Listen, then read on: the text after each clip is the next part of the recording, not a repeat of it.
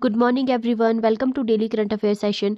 आज हम डिस्कस करेंगे 11th ऑफ जैन के important current affairs. 11th of जनवरी से जितने भी करंट अफेयर हमारे एग्जामिनेशन के लिए ज़रूरी रहेंगे उन सभी को हम यहाँ पर डिटेल में डिस्कस करेंगे थ्रू एमसीक्यूज। सेशन काफ़ी इंपॉर्टेंट रहेगा आपके सभी एग्जामिनेशन पॉइंट ऑफ व्यू से, इसलिए वीडियो को एंड तक ज़रूर देखना। अगर अभी तक आपने मेरे चैनल को सब्सक्राइब नहीं किया है तो प्लीज़ मेरे चैनल को सब्सक्राइब कीजिए, वीडियो को लाइक और शेयर कीजिए। तो सेशन की शुरुआत करते हैं क्वेश्चन नंबर 1 से।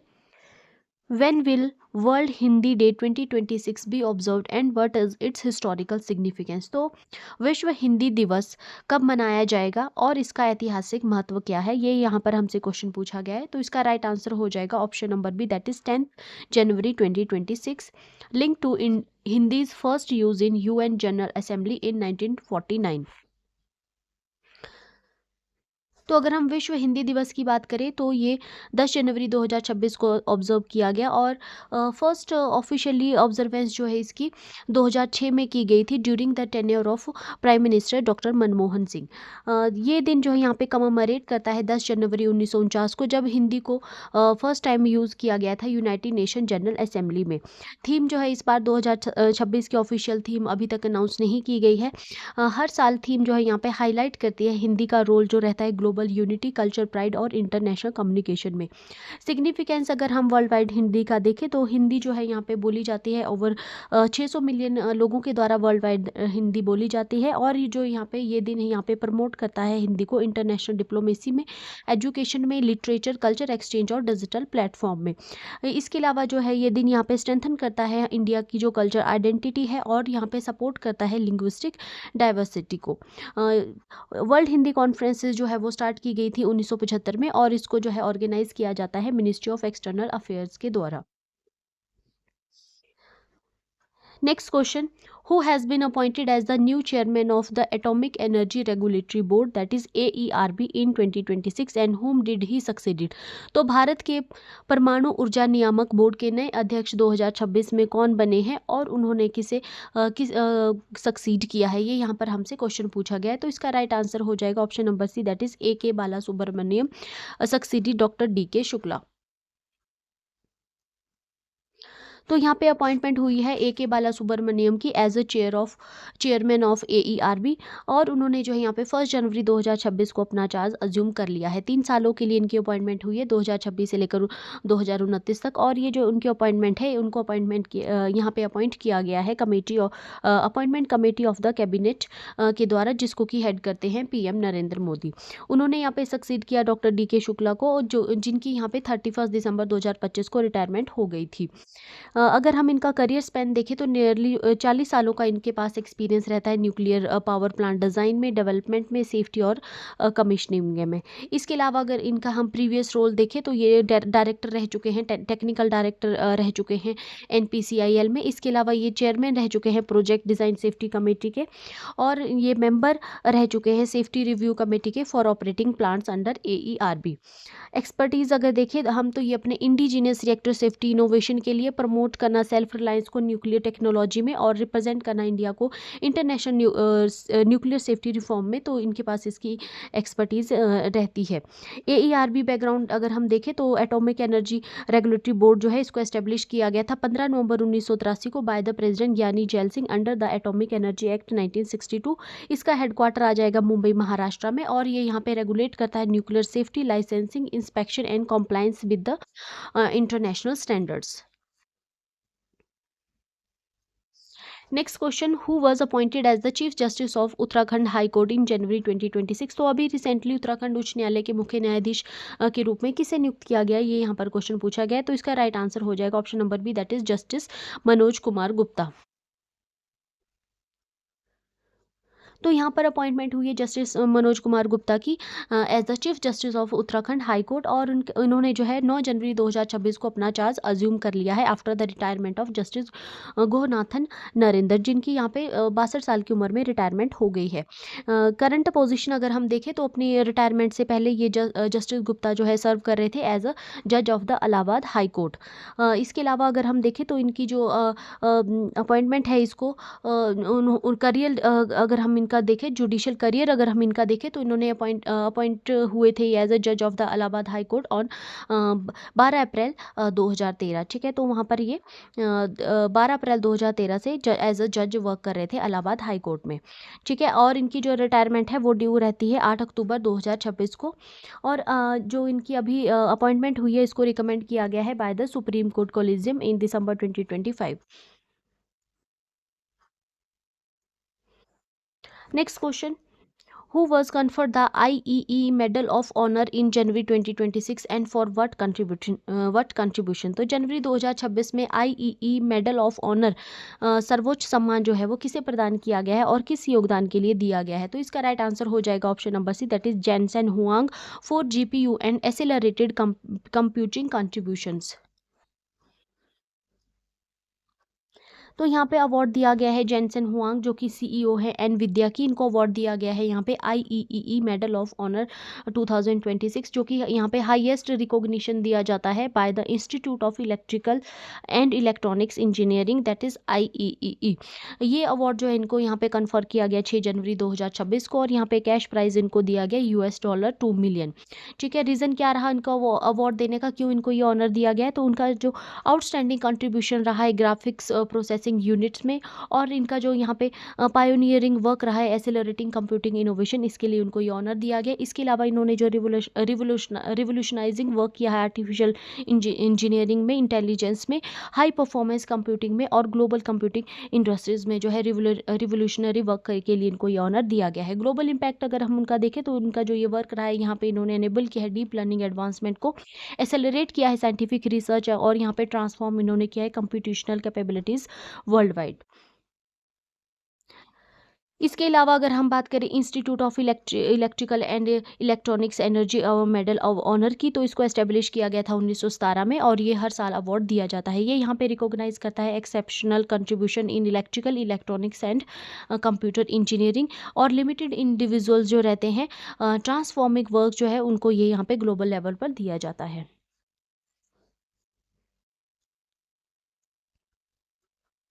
Next question, how many Indian films are eligible for the best picture category at Oscar 2026 98th Academy Awards and which ones are included. तो कल हमने 2 मूवीज़ के बारे में देखा था, तो 3 और मूवीज़ इसमें ऐड हो गई है। तो यहाँ पर हमसे पूछा गया है कि ऑस्कर 2026 98वें अकादमिक पुरस्कार में भारत की कितनी फिल्में बेस्ट पिक्चर श्रेणी के लिए पात्र हुई है, उनमें से कौन कौन सी शामिल है, ये यहाँ पर हमसे पूछा गया है। कल हमने 2 पिक्चर्स देखी थी तो 3 इसमें और ऐड हो गई है। तो इसका राइट आंसर हो जाएगा option number C, that is 5 Kantara a Legend Chapter 1, Tanvi the Great, Mahavatar Narsimha, Tourist Family and Sister midnight.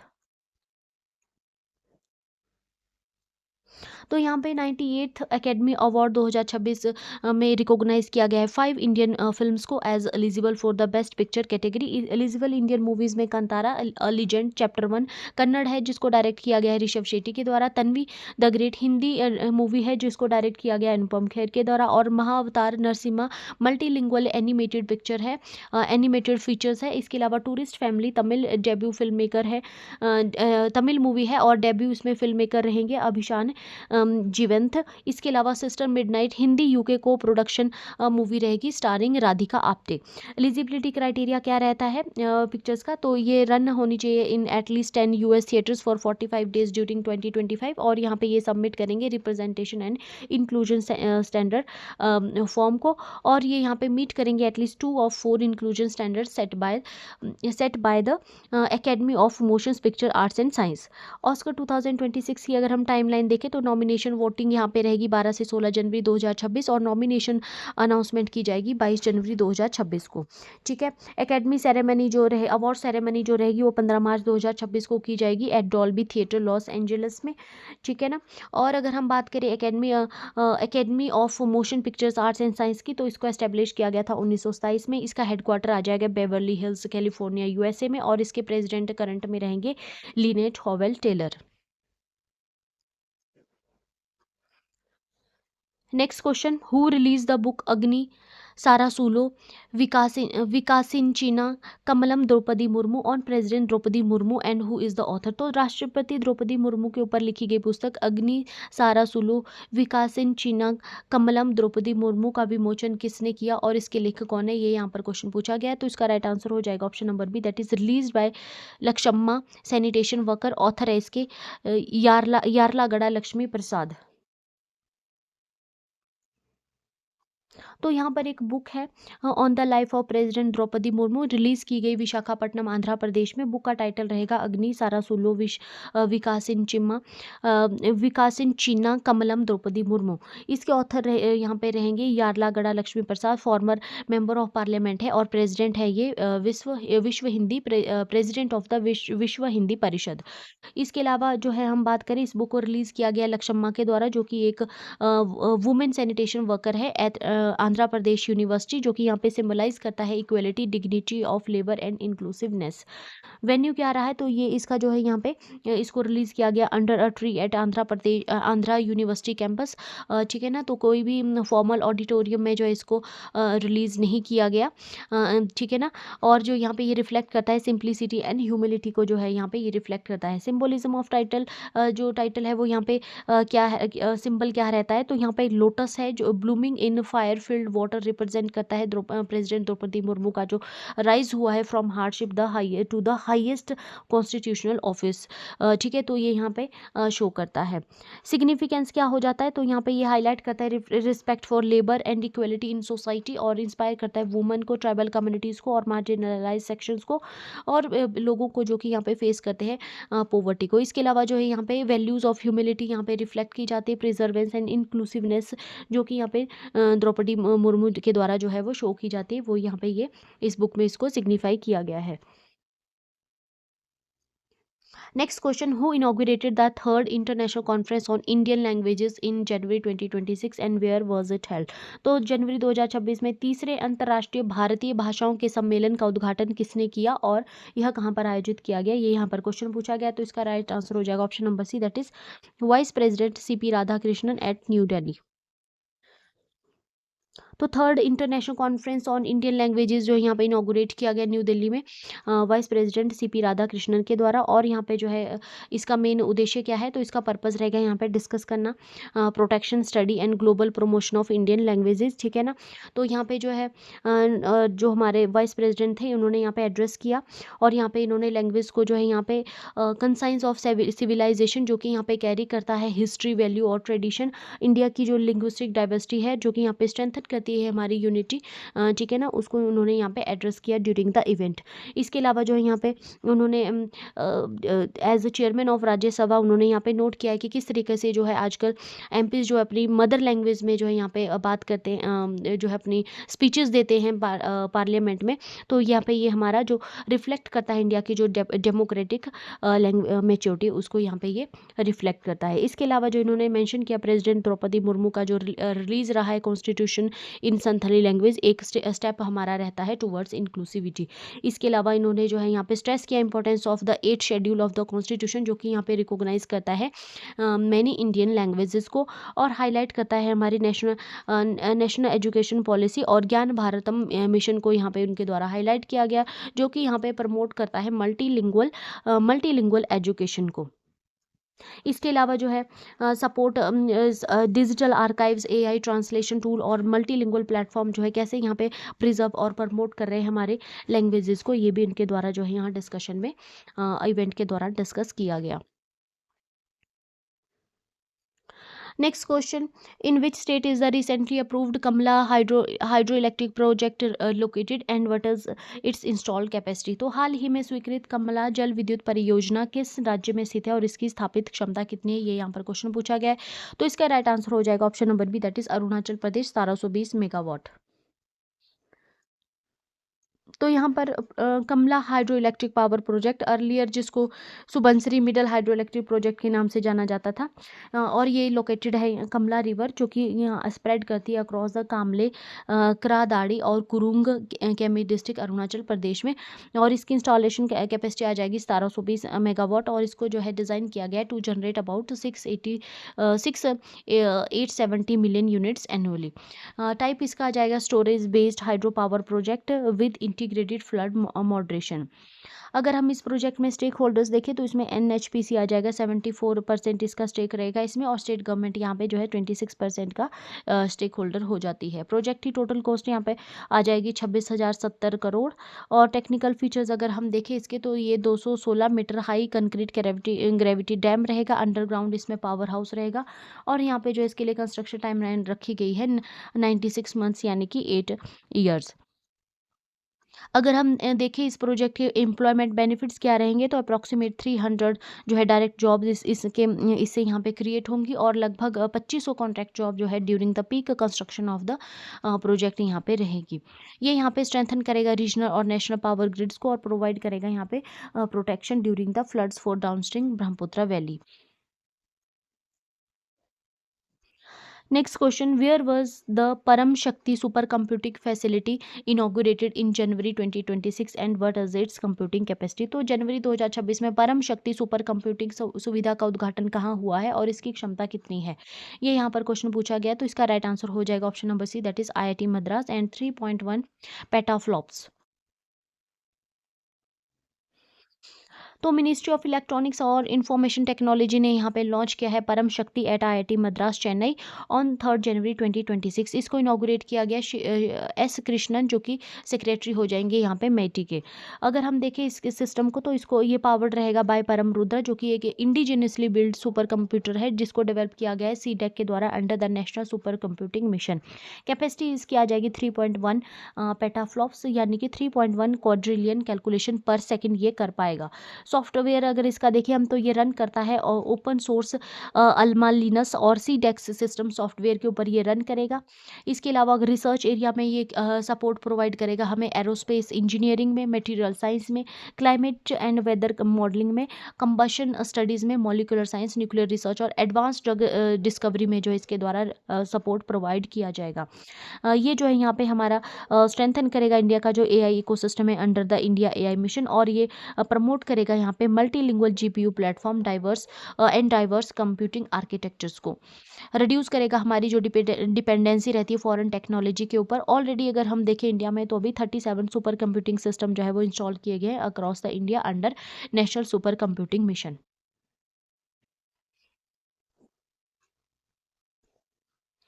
Next question, what MOU rating did Indian Renewable Energy Development Agency achieve for year 2024-25 and what was its score? तो भारतीय नवीकरणीय ऊर्जा विकास agency IREDA ने वित्त वर्ष 2024-25 में किस MOU rating को प्राप्त किया है और उसका स्कोर कितना रहा है, ये यहाँ पर हमसे क्वेश्चन पूछा गया। तो इसका राइट आंसर हो जाएगा option number C, that is excellent, और स्कोर यहाँ पे रहा है 96.42।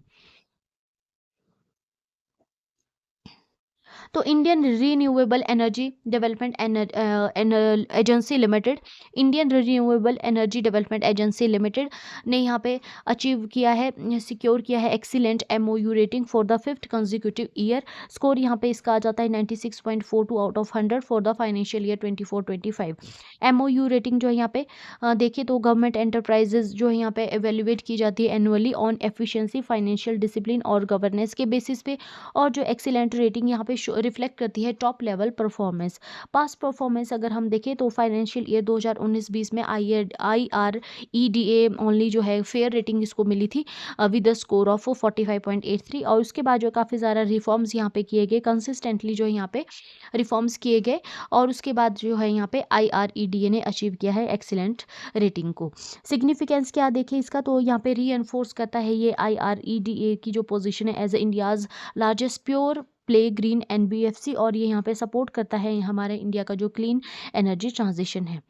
लीडरशिप अगर हम देखें तो CMD इसके आ जाएंगे श्री प्रदीप कुमार दास, ठीक है। क्रेडिटेड एम्प्लॉयज़, स्टेक होल्डर्स और गवर्नमेंट सपोर्ट के द्वारा जो है यहाँ पे इस रेटिंग को अचीव किया गया according to CMD Shri Pradeep Kumar Das. और स्पेशल थैंक जो है यहाँ पे उन्होंने दिया है यूनियन मिनिस्टर प्रहलाद जोशी को, और minister of state Shripad Yesso Naik को, और ministry of renewable energy secretary Santosh Kumar Sarangi को। Next question, which Indian airline joined the International Air Transport Association in January 2026, becoming India's fifth IATA member? तो जनवरी 2026 में किस भारतीय एयरलाइंस ने इंटरनेशनल एयर ट्रांसपोर्ट एसोसिएशन की सदस्यता प्राप्त की है और भारत की 5वीं IATA सदस्य बनी है? तो इसका राइट आंसर हो जाएगा option number B, that is Akasa air. तो जनवरी अभी रिसेंटली 2026 में आकाशा एयर जो है यहाँ पे बन गया है member of the international air transport association. Akasa जो कि अब इंडिया की 5th IATA मेंबर एयरलाइन बन जाती है। इसने ज्वाइन किया है यहाँ पे एयर इंडिया को, एयर इंडिया एक्सप्रेस को, इंडिगो और स्पाइस जेट को। IATA यहाँ पे रिप्रेजेंट करता है 360 प्लस एयरलाइंस वर्ल्ड वाइड, और यहाँ पे ये हैंडल करता है 80% of the global air traffic. Akasa ने यहाँ पे क्लियर किया था IATA ऑपरेशनल सेफ्टी ऑडिट को दिसंबर 2025 में, जो कि यहाँ पे मैंडेटरी रहता है फॉर द मेंबरशिप। आकाशा एयर की अगर हम बात करें तो इसको फाउंड किया गया था 2020 में बाय विनय दुबे, और बाद में जो है यहाँ पे राकेश झुंझुनूवाला ने यहाँ पे इन्वेस्ट किए थे $35 million for approximate 40% of the stake. First commercial flight इसकी गई थी 7 अगस्त 2022 को, और ये यहाँ पे सर्व किया है इसने अभी तक 23 मिलियन प्लस पैसेंजर्स को कनेक्ट किया है यहाँ पे 26 डोमेस्टिक एंड 6 इंटरनेशनल सिटीज़ को। फ्यूचर प्लान अगर हम देखें तो इनका एम आ जाता है यहाँ पे बनना है one of the top 30 airline globally by 2030, और फ्लीट एक्सपेंशन अगर यहाँ पे इनकी हम देखें तो ये ऑपरेट करते हैं अभी रिसेंटली 226 बोइंग 737 मैक्स एयरक्राफ्ट इन 10 ईयर्स, करंटली 31 जो है वो, और expected 35 by the financial year 2026।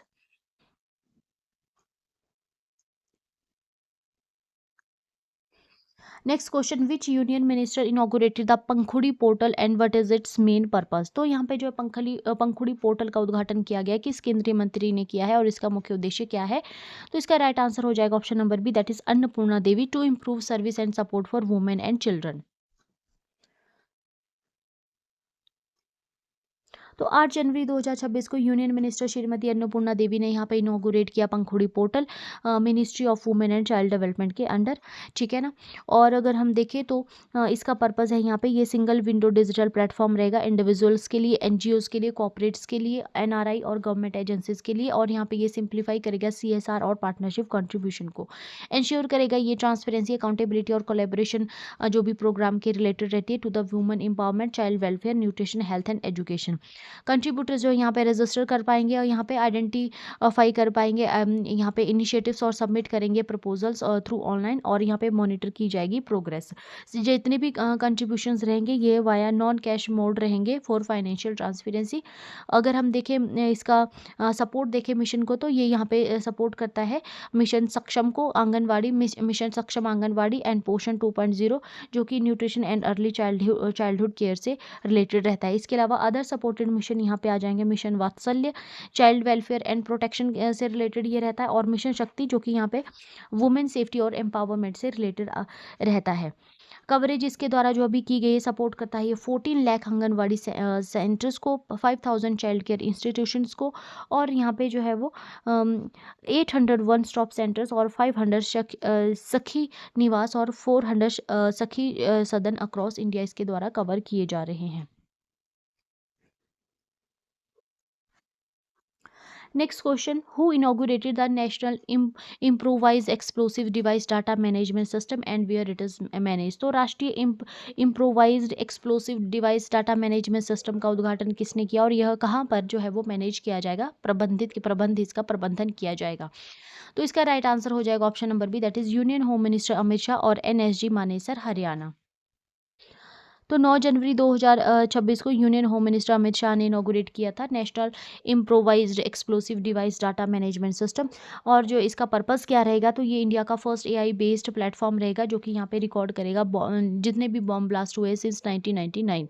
ये हेल्प करेगा पुलिस को और सिक्योरिटी एजेंसीज को इन्वेस्टिगेशन करने में और टेररिस्ट इंसिडेंट को मोर इफेक्टिवली, और इसके द्वारा जो है एनालाइज किए जाएंगे पैटर्न्स एक्सप्लोजन्स में और इम्प्रोवाइज एक्सप्लोसिव डिवाइसेस में, जो कि यहाँ पे प्रिडिक्ट करेंगे और यहाँ पे प्रिवेंट करेंगे फ्यूचर अटैक्स को। मैनेजमेंट देखें तो ये सिस्टम है, इसको मैनेज किया जाएगा नेशनल सिक्योरिटी गार्ड के द्वारा एट मानेसर हरियाणा। ठीक है, इसके द्वारा जो है कलेक्ट किया जाएगा detail data, location, type of explosion, device कौन सा यूज़ किया जा रहा है, सब इसके द्वारा इन्फॉर्मेशन कलेक्ट की जाएगी। ठीक है ना।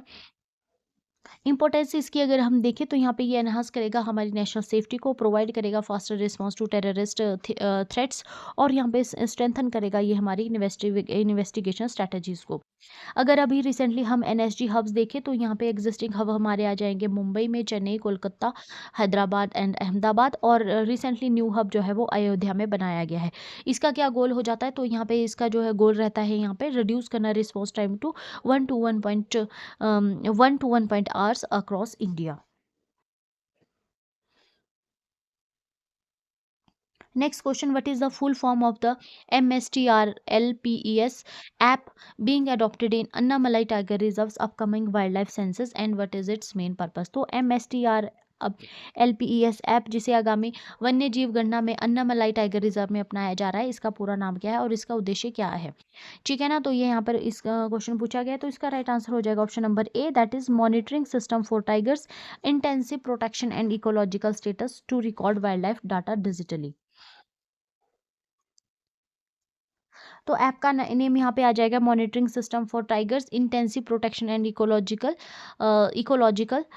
Status to record wild life data digitally, ये इसका जो है फुल नेम आ जाएगा। और इसका पर्पस क्या रहेगा, ये एक जीपीएस एनेबल्ड डिजिटल टूल है फॉरेस्ट डिपार्टमेंट्स के लिए, जो कि यहाँ पे रिकॉर्ड करेगा wild life data in real time during the census operations. Enhance करेगा ये एक्यूरेसी को, स्पीड को, और मॉनिटर करेगा, मॉनिटरिंग होगी यहाँ पे, monitoring of tigers, prey species और फॉरेस्ट इकोसिस्टम की। ठीक है ना। और इसको जो है अडॉप्ट किया जाएगा, यूज़ किया जाएगा इसको अन्नामलाई टाइगर रिजर्व तमिलनाडु में for 2026 all India tiger estimation survey में। सेंसर शेड्यूल अगर हम देखें तो इसमें जनवरी 8 से लेकर 10 जो है यहाँ पे सर्वे होगा लार्ज कार्निवोर्स का और मेगा हर्बीवोर्स का। जनवरी 11 से 13 में यहाँ पे जो है प्रे एनिमल्स एस्टिमेशन रहेगी, और जनवरी 14 यहाँ में जो है यहाँ पे कंप्लीशन हो जाएगा एक्सरसाइज का।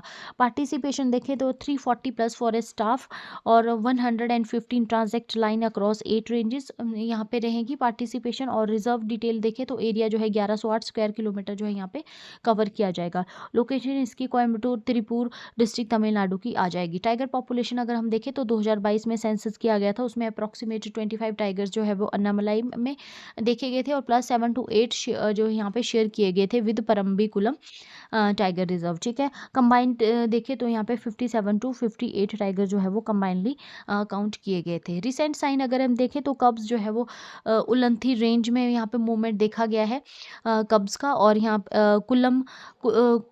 कोलुमन बफर्स में भी जो है यहाँ पे मूवमेंट देखा गया है। तो यहाँ पे एक्सपेक्ट किया जा रहा है पॉपुलेशन ग्रोथ का टाइगर्स में। Next question, who inaugurated the Asha one mobile unit and what is it's main purpose? तो आशा वन मोबाइल यूनिट का उद्घाटन किसने किया है और इसका मुख्य उद्देश्य क्या है, ये यहाँ पर हमसे क्वेश्चन पूछा गया है। तो इसका राइट आंसर हो जाएगा गुजरात सीएम भूपेंद्र पटेल, और ये यहाँ पे बूस्ट करेगा early cancer detection in rural and remote areas. तो 10 जनवरी 2026 को गुजरात के सीएम हैं भूपेंद्र पटेल, उन्होंने इनॉग्रेट किया Asha one mobile cancer screening unit in Gandhinagar. ठीक है, इसका पर्पस रहेगा यहाँ पे इसको डिज़ाइन किया गया है to provide early cancer detection and preventive health care, और यहाँ पे टारगेट किया गया है विलेजेस को, ट्राइबल और रिमोट एरियाज़ को जो कि यहाँ पे एक्सेस प्रोवाइड करवाएंगे एडवांस मेडिकल फैसिलिटीज़ जहाँ पे लिमिटेड रहती है। ठीक है, फीचर्स क्या आ जाएंगे आशा वैन, ये यहाँ पे वर्क करेगा like a hospital on wheel. ठीक है ना, तो ये आशा वैन है। ठीक है ना, Asha van not Asha one, Asha van है ये। वर्क करेगा like a hospital on wheel और इसको इक्विप किया गया with the EVA pro diagnostic technology के साथ, डिजिटली मेमोग्राफी मशीन और टेली कंसल्टेशन फैसिलिटी जो है यहाँ पे प्रोवाइड की जाएगी। इसके अलावा जो यहाँ पे स्क्रीनिंग की जाएगी up to 10 types of cancer, जिसमें lung, oral, blood, cervical, pancreatic, liver, breast, prostatic etcetera इसमें आ जाएंगे। रोल क्या रहेगा इसमें इंडियन रेड क्रॉस सोसाइटी का, जो है आफ्टर इनाग्रेशन जो है ये वैन जो है इसको हैंड ओवर कर दिया गया to the Bhavnagar branch of the Indian Red Cross Society for operation. ठीक है, सिग्निफिकेंस इसका अगर हम देखें तो ये रिमूव करेगा बैरियर्स को, ऑफ डिस्टेंस बैरियर्स को और cost awareness in rural health cares. और इसके अलावा जो यहाँ पे सपोर्ट किया जाएगा national goal of health and wellness for all. और यहाँ पे एक्सपेक्ट किया जा रहा है कि यहाँ पे जो लेट स्टेज कैंसर डिटेक्शन रहती है उसको रिड्यूस किया जाएगा और इम्प्रूव किया जाएगा पब्लिक हेल्थ रिसाइलेंस इन गुजरात। ठीक है, तो ये क्या है, आशा वैन है, मोबाइल यूनिट है और इसका मेन पर्पस क्या रहेगा, यहाँ पे ये बूस्ट करेगा early cancer detection in rural and remote area. ठीक है ना, तो ये जो वैन रहेगी ये रूरल और रिमोट एरियाज में जो है ये मूव करेगी। ठीक है, आशा वैन।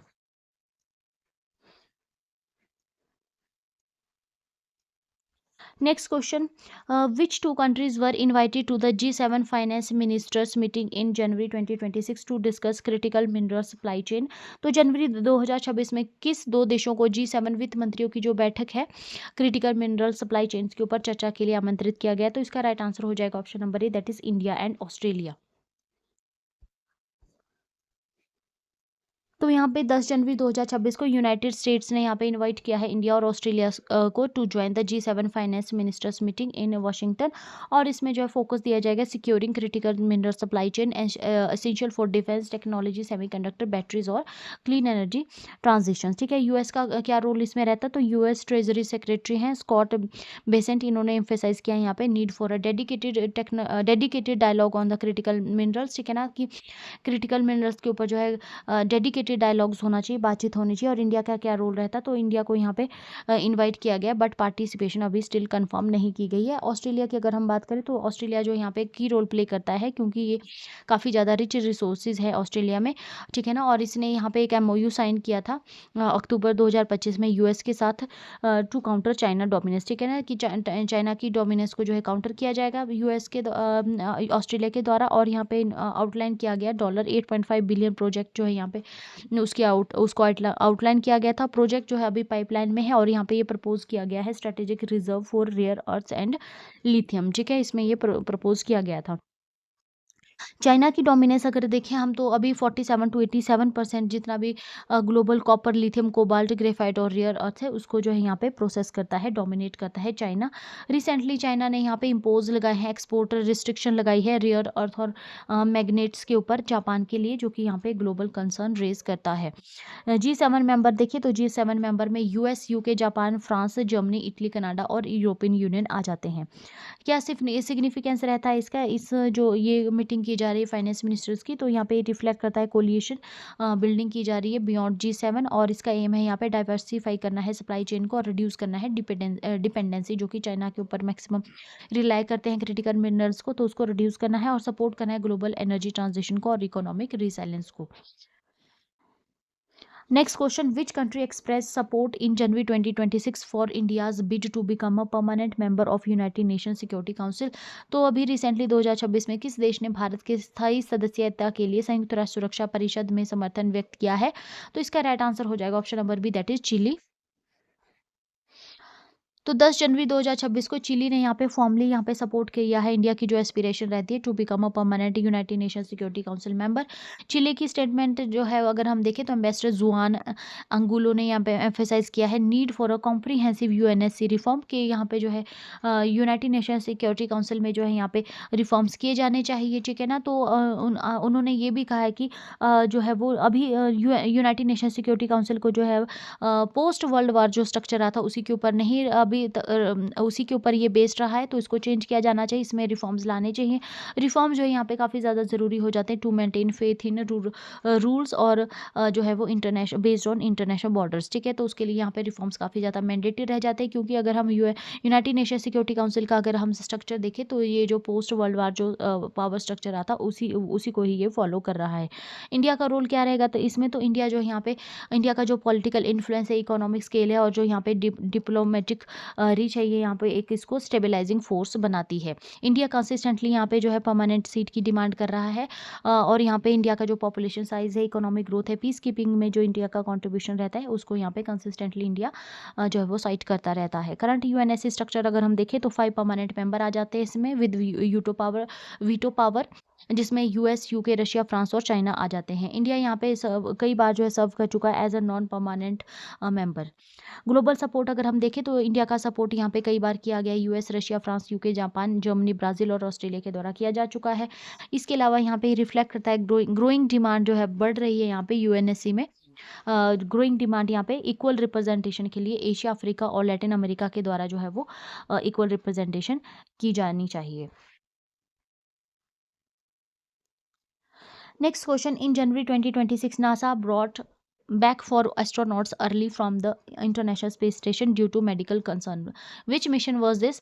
तो अभी जनवरी 2026 में नासा ने किस मिशन के 4 अंतरिक्ष यात्रियों को स्वास्थ्य कारणों से अंतर्राष्ट्रीय अंतरिक्ष स्टेशन से समय से पहले वापस बुलाया? तो इसका राइट आंसर हो जाएगा option number C, that is crew 11 mission. तो अभी 9 जनवरी 2026 को नासा ने यहाँ पे अनाउंस किया है early return of the crew 11 astronauts from the international space station due to serious health medical concern, जो कि अफेक्ट कर रहे थे यहाँ पे एक क्रू मेंबर जिससे अफेक्ट हो रहा था। सिग्निफिकेंस क्या देखें हम इसका क्या होता है, तो फर्स्ट टाइम ऐसा हुआ है 25 सालों में कॉन्टिन्यूस ही ह्यूमन प्रेजेंस ISS में देखी गई है। तो फर्स्ट टाइम ऐसा हुआ है कि यहाँ पे जो है वो किसी क्रू मेंबर्स को जो है हेल्थ कंसर्न की वजह से, मेडिकल कंसर्न की वजह से वापस लाया गया हो। ये यहाँ पे नासा की जो प्रायोरिटी रहती है एस्ट्रोनॉट हेल्थ और safety over the mission timeline, इसको शो करता है। क्रू 11 मिशन का अगर हम कंपोजिशन देखें तो इसमें नासा एस्ट्रोनॉट आ जाते हैं जेना कार्डमैन, माइक फिंके। इसके अलावा इसमें जो है जेक्सा एस्ट्रोनॉट भी थे, कीमिया यूई जापान से, और रशियन कॉस्मोनॉट यहाँ से थे, ओलेग प्लेटोनोव। लॉन्च डिटेल अगर इसकी देखें हम तो क्रू 11 को जो लॉन्च किया गया था अगस्त 2025 में brought through SpaceX Crew Dragon spacecraft, और यहाँ पे इसका प्लान क्या था 6 मंथ्स के लिए स्टे करना था, बट इसको जो है एक महीना पहले ही वापस बुला लिया गया है। ISS कंटिन्यूटी कंटिन्यूटी कैसे की जा रही है, तो अगर इंटरनेशनल स्पेस स्टेशन में अभी यहाँ पे वहाँ पे जो है वो एक अमेरिकन एस्ट्रोनॉट और 2 रशियन कॉस्मोनॉट जो है यहाँ पे अभी रहेंगे ISS में, ठीक है। और यहाँ पे इंश्योर की जा रही है minimum crew safety, minimum ensure किया जा रहा है मिनिमम क्रू को फॉर सेफ्टी ऑपरेशन और सिस्टम मैनेजमेंट के लिए कम से कम क्रूज़ को जो है वहाँ पे रखा गया है, ठीक है ना। इम्पैक्ट क्या रहेगा इसका, तो कुछ साइंटिफिक एक्सपेरिमेंट्स और जो मेंटेनेंस टास्क है वो डिले हो जाएंगे, और जो यहाँ पे रिमेनिंग जो क्रू है वो वहाँ पे प्रायोरिटाइज करेंगे एसेंशियल जो स्पेस स्टेशन जो ऑपरेशंस रहेंगे उनके ऊपर वहाँ पे प्रायोरिटी दी जाएगी। Next question. In January 2026 the Syrian government declared a cease fire in which city after clashes with Kurdish forces. तो अभी जनवरी 2026 में सीरिया सरकार ने किस शहर में कुर्द बलों के साथ संघर्ष के बाद युद्ध विराम की घोषणा की है, तो इसका राइट आंसर हो जाएगा option number B, that is Aleppo. तो अभी 10 जनवरी 2026 को सीरिया गवर्नमेंट ने डिक्लेयर किया है cease fire in Aleppo after 3 days of clash with the Kurdish forces, जो और यहाँ पे जो है वो जिसकी वजह से यहाँ पे 1,40,000 सिविलियंस को डिस्प्लेस किया गया. सीज फायर की टर्म देखें तो यहाँ पे सीज फायर इफेक्ट में आ गई है सुबह लोकल टाइम के हिसाब से 3 बजे, और कुर्दिश जो फाइटर्स थे वो यहाँ पे विड्रॉ करेंगे from Sheikh Mosad Ashrif and Ben Zaid से, ठीक है. सेफ पैसेज जो यहाँ पे ऑफर किया गया है टूवर्ड्स नॉर्थ ईस्टर्न सीरिया, जो कि कंट्रोल किया जाएगा सीरियन डेमोक्रेटिक फोर्सेस के द्वारा. सीरियन डेमोक्रेटिक फोर्सेस जो है यहाँ पे इंटरनल सिक्योरिटी जो यह सिक्योर करेंगे एट आर्म्स एयश के तरफ को, ठीक है ना. और यहाँ पे जो सीरियन जो फोर्सेस है इन्होंने यहाँ पे रिलीज किए हैं फुटेजेस ऑफ अंडरग्राउंड टनल, जो कि लीगली यहाँ पे यूज किए जा रहे थे SDF फाइटर्स के द्वारा. सीरियन जो डेमोक्रेटिक फोर्सेस है इंटरनल सिक्योरिटी, इन्होंने यहाँ पे रिजेक्ट किए हैं claims of requesting safe passages, और सीरियन जो फोर्सेस रहेगी उन्होंने यहाँ पे कुछ फुटेजेस रिलीज किए हैं अंडरग्राउंड टनल के, और जो कि इलीगली यूज़ किए जा रहे थे SDF फोर्सेस के द्वारा. इंटरनेशनल रिएक्शन अगर हम देखें तो यूनाइटेड स्टेट्स ने यहाँ पे वेलकम किया है सीज फायर को, और इसको जो है एक पॉजिटिव स्टेप बताया है. US यहाँ पे सपोर्ट करता है SDF को, सीरियन डेमोक्रेटिक फोर्सेस को इसका जो रोल रहता है अगेंस्ट इस्लामिक स्टेट. तुर्की की अगर हम बात करें तो तुर्की ने यहाँ पे क्रिटिसाइज़ किया है सीरियन डेमोक्रेटिक फोर्सेस को, और उसको जो है एक लिंक की तरह देख रहा है कुर्दिस्तान वर्क पार्टी के साथ, ठीक है, जो कि यहाँ पे सपोर्ट करता रहता है दमस्कस को।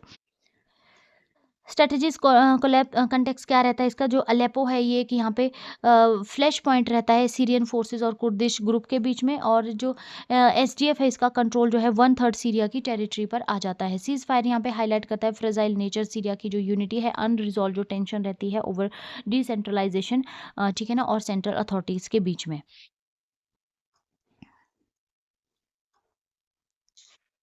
Next question, according to the recent NITI Aayog report which university ranked 5th in India for attracting foreign students.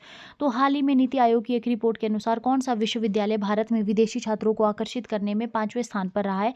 तो इसका राइट आंसर हो जाएगा option number C, that is Kalinga Institute of Industrial Technology, Orissa. तो यहाँ पे 10 जनवरी 2026 को नीति आयोग ने एक रिपोर्ट रिलीज़ की है, जो कि यहाँ पे हाईलाइट करता है इंडिया का जो इंटरनेशनलाइज करना है हायर एजुकेशन को under national education policy, India का जो इसमें पुश है उसको यहाँ पे हाईलाइट किया गया है, इंडिया का जो एफर्ट्स है उनको यहाँ पे हाईलाइट किया गया है। Kalinga Institute of industry technology Orissa में यहाँ पे 5th रैंक पे रहा है इंडिया में for attracting foreign students. Orissa का अगर हम रोल देखें तो यहाँ पे इसकी रैंक रही है अमंग द टॉप 10 स्टेट्स जो कि अट्रैक्ट कर रहे हैं इंटरनेशनल स्टूडेंट्स को, और इसकी जो परफॉर्मेंस इस बार जो नेबरिंग स्टेट्स रही है वेस्ट बंगाल, तेलंगाना और आंध्र प्रदेश, उससे जो है काफ़ी बेटर इसकी परफॉर्मेंस देखी गई है। भुवनेश्वर यहाँ पे इमर्ज हुआ है यहाँ पे कोलकाता और हैदराबाद से ज़्यादा यहाँ पे प्रेफरेंस दी गई है, जो है वो भुवनेश्वर में रिगार्डिंग एजुकेशन हब, इसकी जो परफॉर्मेंस कलकत्ता और हैदराबाद से बेटर यहाँ पे देखी गई है। Kalinga Institute of Industrial technology की अगर हम देखें तो यहाँ पे जो है वो ये होस्ट कर रहा है प्रेजेंटली 2000 प्लस इंटरनेशनल स्टूडेंट्स को फ्रॉम नियरली 70 कंट्रीज से, ठीक है ना, लगभग 70 देशों के 2000 प्लस जो है इंटरनेशनल स्टूडेंट्स से यहाँ पे जो है वो प्रेजेंटली प्रेजेंट है, और यहाँ पे जो है ये ग्लोबल एलुमनाई नेटवर्क है यहाँ पे 5000 प्लस इंटरनेशनल ग्रेजुएट्स का। इसके अलावा ये इसके द्वारा अट्रैक्ट किया गया 350 इंटरनेशनल विजिटिंग फैकल्टी और पीएचडी स्कॉलर्स को फ्रॉम टॉप यूनिवर्सिटी, जिसमें Harvard, MIT, university of Washington और यूनिवर्सिटी ऑफ वर्जीनिया इसमें आ जाती हैं।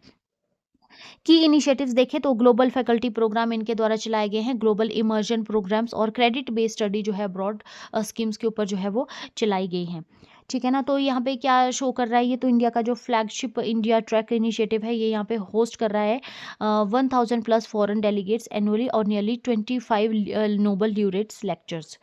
सिग्निफिकेंस क्या हो जाता है इसका, तो क्या इंपॉर्टेंस इसकी रहती है, तो यहाँ पे इंडिया का जो नेशनल एजुकेशन पॉलिसी है 2020 की, इसका जो गोल रखा गया है इंटरनेशनलाइजेशन करना है एजुकेशन को, उसको यहाँ पे स्ट्रेंथन किया जा रहा है। और Kalinga Institute of Industrial technology जो है यहाँ पे एक ग्लोबल एकेडमिक कोलेबोरेशन के रूप में जो है यहाँ पे एक हब बना है, ठीक है ना, despite being a tyre 2 city, ठीक है ना, टायर 2 सिटी के साथ साथ जो है यहाँ पे ये कलिंगा इंस्टीट्यूट अपनी जो पोजीशन है as a global academic collaboration hub के रूप में जो है ये अपनी पोजीशन स्ट्रॉन्ग बना रहा है। Next question, who took oath as the chief justice of the Jharkhand high court in January 2026। तो जनवरी 2026 में भी झारखंड उच्च न्यायालय के मुख्य न्यायाधीश के रूप में किसने शपथ ली है, ये यहाँ पर हमसे क्वेश्चन पूछा गया, तो इसका राइट आंसर हो जाएगा option number B, that is justice Mahesh Sharad Chandra Sonak. तो अभी 10 जनवरी 2026 को जस्टिस महेश शरद चंद्र सोनक यहाँ पे इन्होंने शपथ ली है as a chief justice of the Jharkhand high court, और इनको जो है यहाँ पे ओथ एडमिनिस्टर करवाई गई बाय द गवर्नर, ठीक है ना, गवर्नर झारखंड के संतोष गंगवार के द्वारा जो है लोक भवन रांची में इनको ओथ दिलवाई गई, और जो सेरेमनी वेन्यू जो था वो बिरसा मुंडा मंडप जो है वो रखा गया था, जिसको अटेंड किया गया था सीएम के द्वारा, जजेस, जुडिशियल ऑफिसर और बार मेंबर्स और सीनियर ऑफिशियल्स के द्वारा, ठीक है। इन्होंने यहाँ पे सक्सीड किया जस्टिस त्रिलोक सिंह चौहान को, जो कि यहाँ पे 8 जनवरी 2026 को रिटायर हो गए थे। अपॉइंटमेंट यहाँ पे जो है वो की गई थी by the supreme court collegian on 18 दिसंबर 2025, और यहाँ पे जो है ये 17th चीफ जस्टिस बने हैं झारखंड हाई कोर्ट के after since its establishment in November 2000, ठीक है। इससे पहले अगर हम देखें तो प्रीवियस रोल इनका क्या रहा है, तो ये यहाँ पे सर्व कर रहे थे एज अ जज of the Bombay High Court before elevation to chief justice of Jharkhand high Court. Next question, which is India's first city where residents can safely drink water directly from the tap and under which mission was this achieve. तो भारत का पहला शहर कौन सा है जहां लोग सीधे नल से सुरक्षित पानी पी सकते हैं, और यह उपलब्धि किस मिशन के अंतर्गत हासिल हुई है, ये यहाँ पर हमसे क्वेश्चन पूछा गया है। तो इसका राइट आंसर हो जाएगा option number C, that is Puri Sujal drink from tap mission. तो यहाँ पे उड़ीसा की जो पुरी है ये भारत की फर्स्ट सिटी बन गई है to provide 24/7 drinkable tap water supply. ठीक है, मिशन अचीव किया गया under Sujal drink from tap mission 2021, और इसको अलाइन किया गया with the Amrit program. Orissa ने जो यहाँ पे जो है वो ये इनिशिएट जो है वो स्टार्ट किया था 2017 में, और यहाँ पे फर्स्ट स्टेट बन गया है to guaranteed portable water at household taps. Population cover की गई बाय 2025, पूरी की जो पॉपुलेशन है अप्रॉक्सीमेट 3 लाख और यहाँ पे फुल कवरेज जो है वो अचीव की गई है। क्या ये टेक्नोलॉजीज में यूज़ की गई, तो यहाँ पे जो है मल्टी स्टेट ट्रीटमेंट रहा, सेडिमेंटेशन, फिल्ट्रेशन, ओजोनेशन और क्लोरोनेशन टेक्नोलॉजी का यूज़ किया गया। हाई प्रेशर पाइपलाइन और sensor based real timing monitoring की गई, और जो है यहाँ पे वाटर मीटर से यहाँ लगाए गए हैं 80 to 85 हाउस होल्ड में, ताकि जो है वेस्टेज को रिड्यूस किया जा सके। और कम्युनिटी रोल में यहाँ पे जल साथी वुमेन्स को ट्रेन किया गया है। साथी के तहत वुमेन्स को ट्रेन किया गया है फॉर इंस्पेक्शन एंड टेस्टिंग, और यहाँ पे जो इंश्योर किया गया है ग्रास रूट अकाउंटेबिलिटी को। Next question, in January 2026 the Orissa government approved a 10,000 crore solar energy project in Ganjam district by which company.